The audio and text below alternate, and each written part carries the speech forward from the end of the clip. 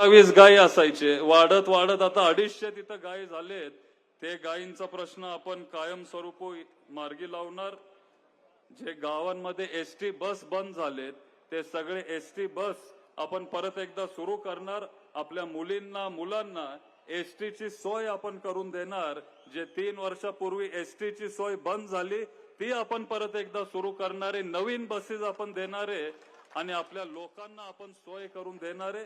ही सगळी कामं, हे सगळे मुद्दे जे आहेत हे जेव्हा तुमच्यामध्ये फिरत होतो हे तुमच्याकडूनच आलेत, सगळ्या लोकांकडूनच हे सगळे प्रश्न आलेत आणि सर्वसामान्य लोकांना हे पाहिजे.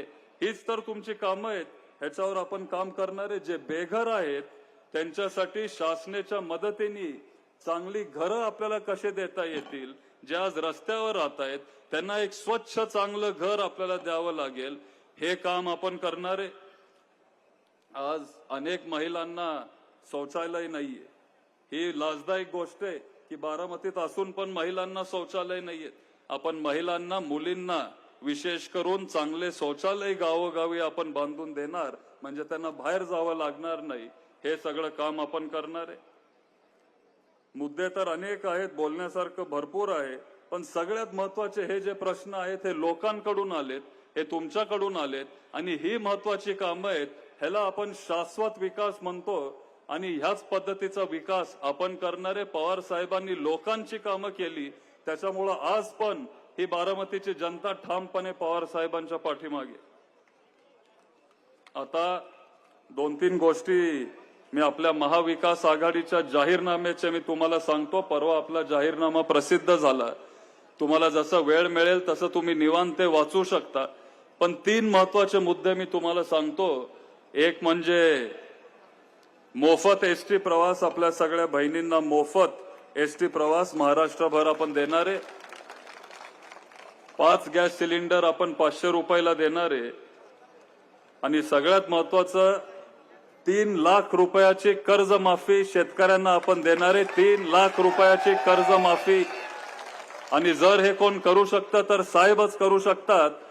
कृषी मंत्री असताना 72,000 कोटीची कर्जमाफी त्यांनी केलेली आणि आता पण तसंच आपण शेतकऱ्यांना दिलासा देणारे. आणि आमच्या बहिणींसाठी, सगळ्या महिलांसाठी, मुलींसाठी आपण महालक्ष्मी योजना घेऊन येतोय आणि या महालक्ष्मी योजनेच्या माध्यमातून महिन्याला आपल्या बहिणींना 3,000 रुपये आपण देणारे. 3,000 म्हणजे आता जे ह्यांनी दिलं त्याचं दुप्पट, डबल आपण देणारे. दुप्पट जरी दिलं तरी तेलाचा डब्बा वाढवणार नाही, काळजी नका करू.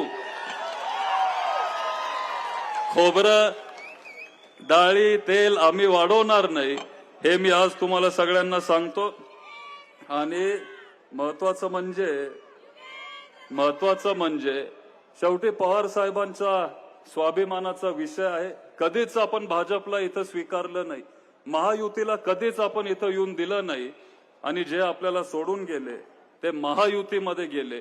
सगळ्यात मोठा पक्ष महायुतीमध्ये भाजप आहे. म्हणजे जेवढे आमदार ह्या दोघांचे मिळून आहेत त्याच्यापेक्षा जास्त आमदार भाजपचे आहेत.